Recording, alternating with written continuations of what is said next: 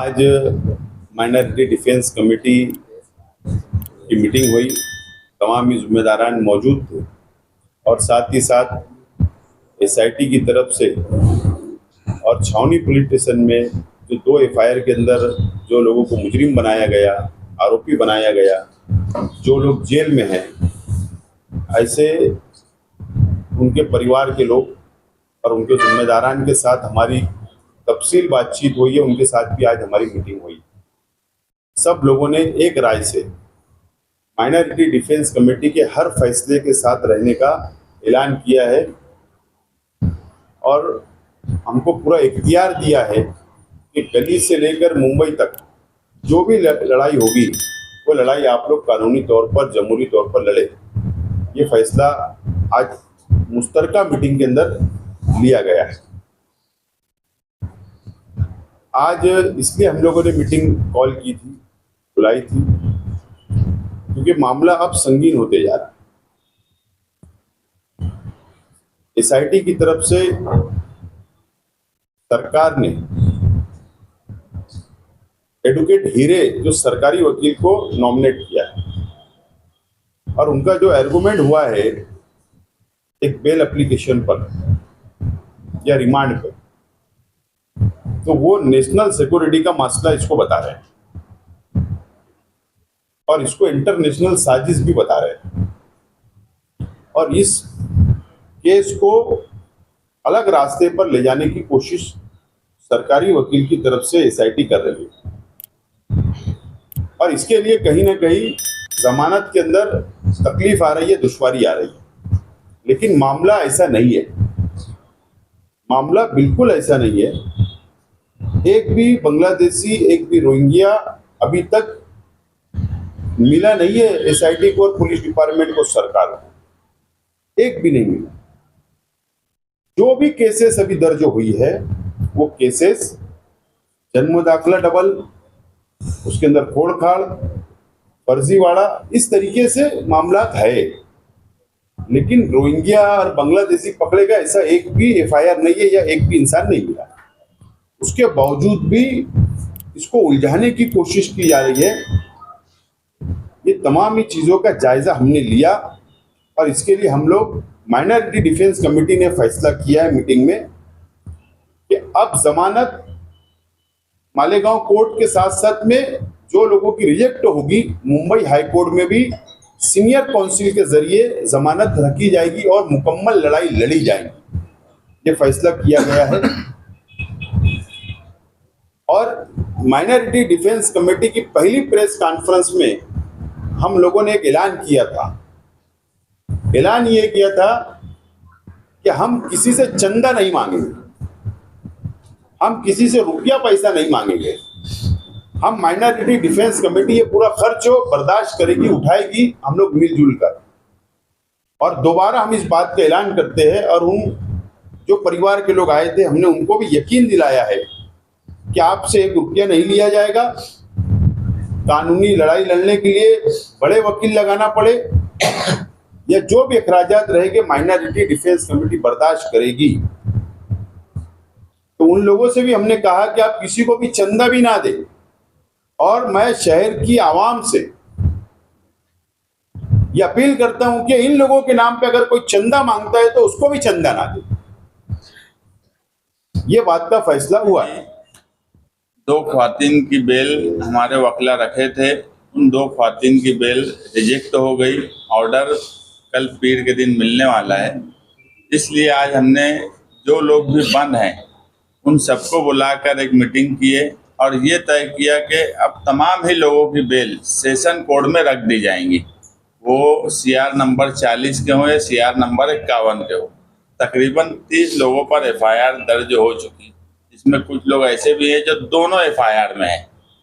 तो session court में हमारी पूरी कोशिश होंगी। हमारे एडवोकेट अजीम खान हैं, एडवोकेट आरिफ वकील है, एडवोकेट तौसीफ हैं, एडवोकेट हिदायत वकील है कि हम कोशिश कर रहे हैं कि यहाँ बेल हो जाए। हालात आप सबके सामने हैं, इसीलिए सबको बुलाया गया कि अगर यहाँ नहीं हो तो हम फ़ौरन रमज़ान में ही हाई कोर्ट में बेल एप्लीकेशन दाखिल कर सकें, क्योंकि आने वाला वक्त अभी गर्मी की तातील का भी शुरू हो जाएगा। वो भी हमको देखना है और कोशिश कर रहे हैं कि 2 सीनियर काउंसिल हाईकोर्ट में खड़ा करें और जितनी जल्द से जल्द हो सके वो बेल लें। दूसरी एक बात यह है कि हमारा एक पीआईएल दाखिल है और कल जो एक फैसला आया है कि 2900 कुछ अरीजे जो नायब तहसीलदार ने जिनके आदेश दिए थे वो आदेश रद्द करके हेल्थ ऑफिसर जो कारपोरेशन की है और कारपोरेशन उसको दिया गया है कि वो बर्थ सर्टिफिकेट रद्द कर दे।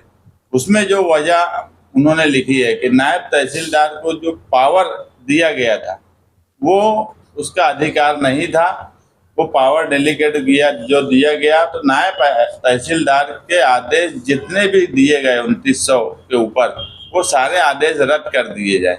हमारा जो पीआईएल हाईकोर्ट में फाइल है उसी में अभी आसिफ भाई की जो हमारे वकील है एडवोकेट महेंद्र, उनसे बातचीत हुई है तो हम उसी में एक एफिडेविट करके अटैच कर देंगे कि ये जो गलती है ये गलती डिपार्टमेंट की है। और कानून एक ऐसा होता है कि कानून एक चीज है और एक आदमी का सोचने का भी एक अपना एक ढंग है कि अगर किसी को पावर डेलीगेट किया गया और उसने अरीजेदार को मतलब नहीं है कि कलेक्टर के पास उसका अधिकार है कि तहसीलदार के पास है कि नायब तहसीलदार, उसने अगर अरीजा दिया और उसके डॉक्यूमेंट बराबर है तो तुम्हारे डिपार्टमेंट का इंटरनल मामला है कि वो अधिकार था कि नहीं था, उसका दाखिला रद्द करना ये बात मुनासिब नहीं है। क्योंकि 2900 से ज़्यादा दाखिले रद्द होने में बहुत से बच्चों के उन दाखिलों पर एडमिशन हुए, बहुत से लोगों के उन दाखिले पर पासपोर्ट बने, तो एक दाखिला जो बुनियादी चीज अगर रद्द होंगी तो आगे दूसरे डॉक्यूमेंट जो उसके आधार पर बने हैं वो सब पर सवाल खड़ा हो जाएगा। तो इसलिए वो मामले को भी हमने संजीदगी से लिया है और एक पीआईएल में ही उसको अटैच कर देने वाले हैं। और हमको पूरी उम्मीद है कि जो तरीका सरकार अपना रही है यानी कानून का सहारा लेकर बिल्कुल गैर कानूनी तरीके से काम कर रही है, उसका इंसाफ हमें हाईकोर्ट से इंशाल्लाह मिलेगा। ये तहसीलदार ने एक प्रस्ताव जो है मालेगांव म्यूनसिपल कॉर्पोरेशन और गवर्नमेंट को भेजा है और उसमें ये बताया गया है कि नायब तहसीलदार को पावर नहीं थी तो नायब तहसीलदार ने जो 2900 से जायद आदेश दिया है उसको रद्द किया जाए। अब तहसीलदार ने जब पावर डेलीगेट किया नायब तहसीलदार को तो उसकी डिटेल कलेक्टर और प्रांत को दिया ही होगा, तो उस वक्त कलेक्टर ने या प्रांत ऑफिसर ने ये बात नहीं की कि नायब तहसीलदार को किसी तरीके की पावर नहीं है। अभी जब एसआईटी इसमें इन्वेस्टिगेशन कर रही है और एक माहौल जो बनाया जा रहा है मालेगांव को बदनाम करने के लिए और जिस तरीके का माहौल बनाया गया है तो उसकी दबाव में है और ऊपर के प्रेशर की वजह से ही तहसीलदार ने जो है ये लेटर इशू किया है। इंशाल्लाह हमने जो एक पीआईएल दाखिल किया है उसमें हम लोग जो है एफिडेविट फाइल करके ये मामला भी हाईकोर्ट में रखेंगे कि जब इन्वेस्टिगेशन एसआईटी की चल रही है और जो दाखला 2900 से ज़्यादा लोगों को मिला है वो गलती जो है वो तहसील ऑफिसर प्रांत और कलेक्टर की है, इसकी वजह से आम लोगों को तकलीफ ना हो इसके लिए जो आदेश रद्द करने की बात की जा रही है उसको कैंसिल किया जाए। बोल रहे मैं मेरे ताल्लुक से कहूँगा, मैं जमीयतुल उलमा का मेंबर नहीं हूँ तो अलग होने का सवाल नहीं, मैं मेंबर ही नहीं हूँ तो मेरा अलग होने का सवाल नहीं। नंबर 1। नंबर 2, ये जो लड़ाई है माइनॉरिटी डिफेंस कमेटी है, सियासी लोग है, सियासी बात समझ लो। और हम लोगों को कानून समझता है, सरकार के जीआर समझते हैं। होम डिपार्टमेंट क्या जीआर निकाल रहा, सरकार कौन सी जीआर निकाल रही, हम लोग जमीनी वर्कर है और हम लोगों को कानून समझता है, इसीलिए हम लोग ये लड़ाई को हाथ में लेकर हम लोग आगे बढ़ रहे हैं। लेकिन पैसा लगेगा, जरूरी थोड़ी चंदा जमा करो हर काम के लिए। चंदा जमा करने की जरूरत क्या है, हमारे जैसे लोग साहिब हैसियत लोग हैं, हम अंधेरे के अंदर क्या मिला देंगे, क्या कर लेंगे, कौम के लिए लड़ने के लिए हमको आदत है और हम लोग लड़ने वाले हैं उसके अंदर। इसके अंदर कौन क्या कर रहा है हमको उससे कोई लेना देना नहीं। एक जुमले में ये कहा जाए कि माइनॉरिटी डिफेंस कमेटी बगैर चंदा किए लड़ाई लड़ेगी, सवाल ही नहीं, ये वाजे बोल दिए ना हम लोग। सब जितने मेंबर सबको कंट्रीब्यूट रहेंगे उसमें। एक सवाल और ये था कि जैसे माइनॉरिटी डिफेंस कमेटी को कई महाज पे लड़ना पड़ रहा है, नया दाखिला बनाने के लिए लड़ना पड़ रहा है, जो दाखिले रद्द हो गए उसके लिए लड़ना पड़ रहा है, जिनकी जमानत नहीं हो रही उसके लिए लड़ना पड़ रहा है। अभी एक मामला वक्फ का भी है। 13 मार्च को जंतर मंतर पर उनको भर्ती मिली तंजीमें दे रही है। मालेगांव से इसको जोड़कर क्या आवाज कुछ ऐसा प्रोग्राम है आपका या कुछ हिमायत जैसे या पीछे जब रिपोर्ट पेश हुई तो उस वक्त हमने जितनी सेकुलर पार्टियां थी मुल्क की सबको हमने मेल किया था और प्रेस में ही बोला कि जो आज एनडीए के साथ है मगर सेकुलर है उनको भी हमने बोला है कि वो वक्फ बोर्ड के सवाल पर वक्फ बोर्ड के साथ में रहें, वक्फ बोर्ड के खिलाफ कोई फैसला ना करें। अभी अगर कोई तंजीम धरना देने वाली है, अगर वो हमको बोलेंगी वक्फ बोर्ड का सवाल और ये जो मामला मालेगांव में चल रहा है, ये दो सवाल माइनॉरिटी डिफेंस कमेटी लेकर चल रही है।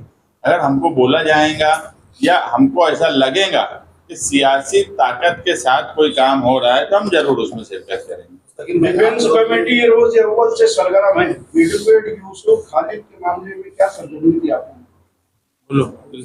एडवोकेट खालिद यूसुफ की जमानत anticipatory bail Malegaon session court में रिजेक्ट हो गई थी।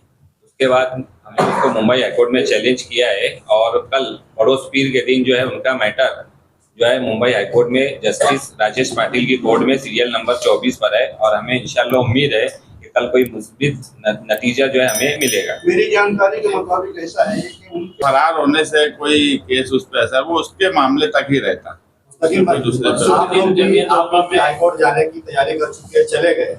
अब जमीयत भी उसकी हाईकोर्ट जाने की तैयारी कर रही है। एक ही केस में अगर दो पीआई फाइल होता है तो क्या इससे जिन लोगों को क्या परेशानी है उनको राहत मिलेगी या उनके ऊपर और ज्यादा तकलीफ? हमारी पीआई दाखिल हो चुकी, 2 महीने से ऊपर हो गया एसआईटी बैठे, हमने किसी का हाथ नहीं पकड़ा, किसी का कुर्ता नहीं पकड़ा। कोई जब जाना चाहे जाए, मगर सिर्फ छचन करने वाले लोग छचन ना करे तो बेहतर है। एक दूसरा सवाल लेके आप सियासी तौर पर इसको कर रहे हैं। आपने कहा कि यहाँ जो लोग बैठे वो सियासी है और हम सब सियासी लोग हैं इसलिए सब काम कुछ करें।